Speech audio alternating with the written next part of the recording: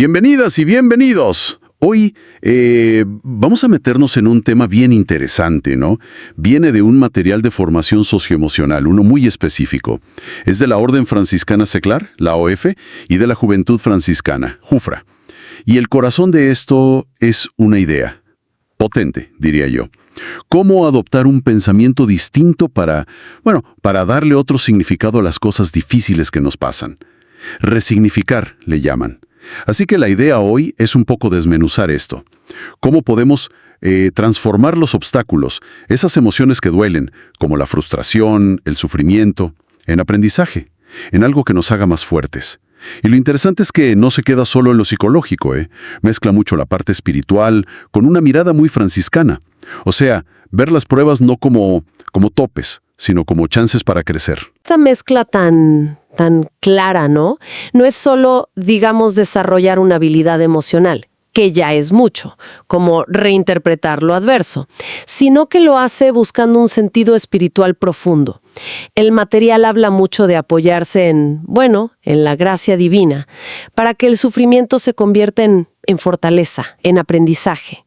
Es una visión muy, muy integrada. Ok. A ver, entonces, resignificar experiencias adversas. Desempaquemos eso un poquito más. Según el material, ¿qué implica realmente? Porque suena a algo más que solo verle el lado positivo. Sí, mucho más. Es una reinterpretación, pero consciente, activa. No se trata de negar que algo duele o que es difícil, para nada, sino de elegir no verlo como un fracaso o como un castigo nomás porque sí. La meta es encontrarle un valor, y específicamente un valor espiritual. Verlo como una oportunidad para aprender, para madurar, y desde la mirada del material, para acercarse a Dios. Es un cambio de perspectiva fuerte, ver la adversidad como un medio, no como un final. Entiendo. Y para hacer ese cambio, ¿qué propone el material? Mencionaste la gracia divina, pero ¿cómo se facilita eso? ¿O cómo se busca? Bueno, el material sugiere un camino que combina la introspección con prácticas espirituales concretas. Habla de canalizar emociones difíciles, como decías, el sufrimiento, la frustración, usando herramientas como la contemplación. La contemplación. Esa quietud atenta. Esa misma, estar en silencio, atento a la presencia de Dios, digamos. También la oración, claro, el diálogo con Dios. Y algo clave, el discernimiento espiritual, que es ese esfuerzo, ¿no?, de entender, pensando y rezando, ¿qué nos quiere decir Dios con esto? ¿O qué aprendizaje profundo hay ahí escondido? La idea central es como abrir un espacio para que esa gracia actúe, que transforme el dolor desde adentro. Se busca cultivar una resiliencia, pero no solo de aguantar, sino una adaptación con esperanza, confiando en algo más grande. Y aquí es donde la cosa se pone muy interesante, me parece. Porque el texto no se queda en la teoría pura. Pone a San Francisco de Asís como el modelo perfecto de esto. ¿Cómo lo vivió él según esta fuente? Sí, San Francisco es, en este material, el ejemplo por excelencia. Su vida, si la miras, estuvo llena de lo que hoy llamaríamos adversidades tremendas. Enfermedades que no se curaban, pruebas físicas duras, rechazo social al principio, conflictos. De todo, ¿no? De todo. Pero la clave, según lo interpreta este material, no es solo que las aguantó, es cómo las vivió, las abrazó con humildad, las vio no como un castigo, sino como caminos especiales para unirse más a Dios, a la experiencia de Cristo. O sea que les encontró un propósito más allá del dolor mismo. No fue una resignación pasiva de, me tocó esto. En su actitud activa, no se quedó ahí, paralizado por lo difícil. Su respuesta era irse a rezar, a contemplar, buscando esa sabiduría divina que decíamos, intentando entender qué le pedía a Dios en esa situación. Es fascinante, ¿no? Cómo los momentos de más dolor físico o emocional para él se volvieron picos de oración, de conexión. Su famosa enfermedad de los ojos, por ejemplo, le causaba un sufrimiento terrible, dicen. Y justo en ese tiempo compuso el Cántico de las Criaturas, un himno de alabanza a todo lo creado. Qué fuerte eso. Transformar el sufrimiento no solo en aguante, sino en creación, en alabanza. Exacto. Y no solo eso, El material también destaca cómo transformó todo eso, tanto lo de afuera como la pobreza, las críticas, como lo de adentro, su propia lucha con el ego, con la vanidad.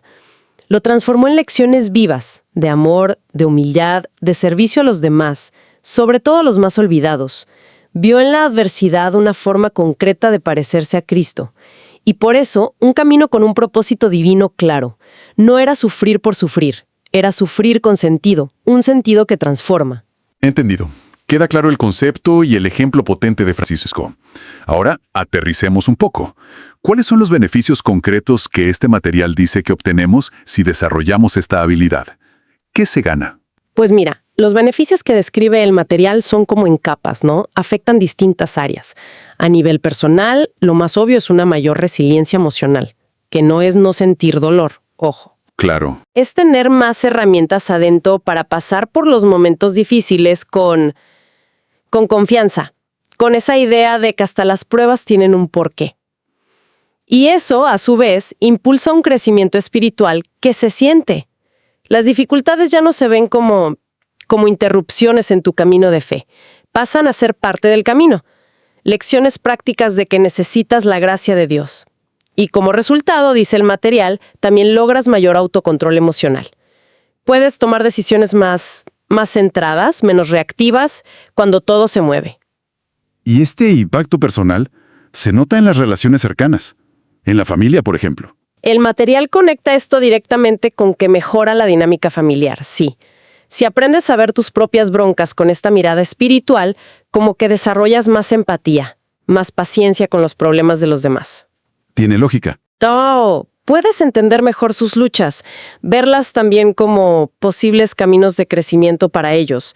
Y eso, dice la fuente, mejora la comunicación, baja la tensión, fortalece los vínculos, crea un ambiente más tranquilo, donde el apoyo mutuo como que fluye más fácil, porque los problemas compartidos se ven distinto, como chances para crecer juntos. Sí, tiene mucho sentido. Y si llevamos esto a una comunidad más grande, como una fraternidad, pensemos en Jufra, en OFS, que son el contexto de este material. ¿Qué beneficios esperan ahí? Ahí es como que los beneficios se potencian. El texto habla de que se fortalece la unidad. Cuando los miembros comparten esta perspectiva, los conflictos o las dificultades del grupo se enfrentan diferente, no como algo que amenaza con romper todo, sino como retos colectivos que, si se superan juntos, refuerzan quiénes son y para qué están juntos. Eso lleva a un crecimiento como grupo. La fraternidad se vuelve más resiliente como cuerpo, ¿no? Más capaz de adaptarse y seguir adelante unida en su misión. Incluso menciona un impacto en el estudio o el trabajo, mayor eficacia al decidir bajo presión, un enfoque más optimista ante los problemas. Ah, mira. Sí, y hasta un liderazgo más positivo, que sabe guiar en medio de la dificultad, inspirando a otros. Muy bien. Esa es la cara luminosa, digamos. Pero el material también advierte, ¿no? ¿Qué pasa si no se cultiva esta habilidad? Si uno se queda atascado en ver solo lo negativo de la adversidad. Claro, también habla de eso. Y las consecuencias son, pues, la otra cara de la moneda. Afectan los mismos niveles. A nivel personal, lo principal es una mayor vulnerabilidad emocional. Si no tienes herramientas para reinterpretar, los golpes duelen más. Te llevan a sentirte derrotado, sin esperanza, a una mentalidad negativa que puede hacer crónico el sufrimiento. El material también dice que puede llevar a una falta de dirección espiritual. Si no le encuentras sentido a los desafíos, es fácil sentirte perdido, desconectado de un propósito más grande, incluso dentro de tu fe. Y esa vulnerabilidad personal, me imagino que se contagia a las relaciones. Totalmente. En la familia, por ejemplo, no poder resignificar las dificultades puede llevar a tensiones constantes, frustración que se acumula, resentimiento. Si cada problema es solo una carga pesada sin sentido, es difícil dar apoyo de verdad. Eso puede llevar a que la gente se desconecte emocionalmente, que cada uno se aísle con su rollo. Y en la fraternidad, o en cualquier comunidad, los efectos son parecidos pero a escala grupal. Desconfianza, divisiones cuando hay conflictos, incapacidad para resolver problemas juntos. La comunidad se puede estancar, volverse resistente a cambios necesarios, perder de vista su objetivo espiritual como grupo. Es fascinante ver cómo el material conecta tan directamente algo tan íntimo como es reinterpretar tus problemas con la salud de todo un grupo, sea la familia o una comunidad. Sí, ese es un punto central del enfoque y lo lleva incluso al ámbito del trabajo o los estudios. La falta de esta resiliencia espiritualizada, como la llama, puede llevar a estrés crónico, agotamiento, el famoso burnout, y una baja importante en el rendimiento, en la motivación. Pierdes la confianza en ti, pero también en que vale la pena lo que estás haciendo. Bien, queda claro por qué es importante cultivar esta habilidad, según esta fuente. La pregunta obvia es, ¿cómo? ¿Qué estrategias prácticas propone este material franciscano para desarrollarla? Parece que es una mezcla de conocerse a uno mismo y usar recursos espirituales muy específicos. Correcto. Las estrategias se pueden ver como personales y comunitarias, pero la verdad es que se alimentan unas a otras. A nivel personal, el material sugiere varias cosas. Una básica es la reflexión diaria y el discernimiento. O sea, tomarse un tiempito cada día o seguido para mirar las dificultades recientes, pero no para quedarse ahí dándole vueltas a lo malo. Sino para Preguntarse activamente, ¿qué aprendí de esto? ¿Cómo me hizo más fuerte, aunque doliera? ¿Dónde estuvo Dios en esto, aunque al principio no lo viera? Incluso sugiere llevar un diario, como para hacer más concreto ese proceso. como una especie de auditoría espiritual de los problemas. Interesante. ¿Qué más? Otro pilar es la oración específica. No rezar en general, sino pedirle a Dios concretamente sabiduría y fuerza para transformar esas emociones que duelen en lecciones de fe. Se reconoce que esto no depende solo de tu esfuerzo, La gracia divina se ve como algo activo, fundamental. El texto hasta da ejemplos de oración como «Señor, ayúdame a ver tus lecciones en mis sufrimientos», algo así. Luego está la práctica de la contemplación y la meditación, que aquí se refiere a buscar a propósito momentos de silencio, de quietud, para intentar sentir la presencia de Dios y escuchar su guía, que a veces es sutil en medio de los problemas. No es tanto pensar sobre el problema, sino estar con Dios en el problema. Se pueden usar frases cortas para enfocar la mente, como «Señor, haz de esta dificultad una oportunidad para crecer en tu amor». Qué buena distinción esa entre pensar sobre el problema y estar con Dios en él. Sigue. ¿Qué otras estrategias personales menciona? De cambiar pensamientos negativos. Ajá. Pero aquí se hace anclándolo en afirmaciones de fe. Por ejemplo, si estás frustrado, cambiar conscientemente el «esto es insoportable» por algo como «este desafío me está puliendo, me acerca a Dios, con su ayuda puedo pasarlo». Es buscar activamente cambiar tu propia narrativa interna. Y me parece que había una última estrategia personal clave, algo sobre la aceptación. Sí, exacto. La aceptación como parte del proceso de santificación. Este es un concepto muy, muy teológico. Implica empezar a ver las dificultades no como accidentes o errores en el plan de Dios, sino como medios que Él puede usar para purificarte, para fortalecer tu carácter, para acercarte más a Él. Es aceptar que, aunque no entiendas el porqué ahora mismo, la prueba puede tener un propósito más allá. Recordando siempre a Francisco, ¿no? Que encontró la santidad justo en medio de la pobreza y la enfermedad, no a pesar de ellas. Estas son prácticas muy personales, claro. Pero dijiste que también había estrategias comunitarias. ¿Cómo juega ahí la fraternidad, el grupo? A lo comunitario es clave en la visión franciscana. El material propone, por ejemplo, crear grupos de apoyo dentro de la fraternidad. Espacios seguros donde la gente pueda compartir no solo sus problemas, sino específicamente cómo están intentando resignificarlos o cómo lo lograron antes. Escuchar las historias de otros, donde ves esa transformación gracias a la fe, pues fortalece la fe de todos y los une más. Compartir no solo el problema, sino el proceso de darle la vuelta. Justo eso. También se anima a la oración grupal enfocada en esto. Rezar juntos específicamente por los desafíos de los miembros, pidiendo como grupo esa sabiduría y fuerza para transformar el dolor en aprendizaje. Puede ser con tiempos de silencio compartido, poniendo las cargas frente a Dios como comunidad. ¿Alguna otra estrategia comunitaria que destaque? Sí, varias más. Habla de ejercicios de reflexión fraternal. O sea, en los encuentros de formación, analizar juntos cómo parece que Dios está actuando a través de las pruebas para fortalecer al grupo. La ayuda mutua y el acompañamiento espiritual son básicos.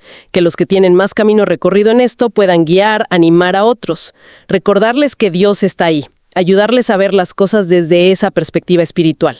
Y finalmente, la contemplación comunitaria. Buscar momentos de silencio y oración contemplativa en grupo, para encontrar juntos paz y claridad frente a los problemas compartidos. Vemos entonces un enfoque súper completo, ¿no? La práctica individual se apoya y se nutre en la comunidad y al revés. Ahora, el material va un paso más allá. Es muy concreto sobre cómo integrar todo esto en la formación misma de la JUFRA y la OFS. ¿Qué sugiere ahí? Sí, es muy práctico en eso. Propone que esto de la resignificación no sea algo que se toca una vez y ya, sino que sea un eje que cruce toda la formación. Sugiere usar dinámicas de grupo donde se compartan seguido experiencias de cómo se han vivido y transformado situaciones difíciles. También, meter formalmente tiempos para la oración y la contemplación como herramientas para esto, no solo como devociones generales. O sea, que sea parte del plan de estudios, por decirlo así. Exacto. Enseñar explícitamente el discernimiento espiritual como una habilidad que hay que desarrollar para tomar decisiones en momentos complicados, buscando la guía del Espíritu Santo.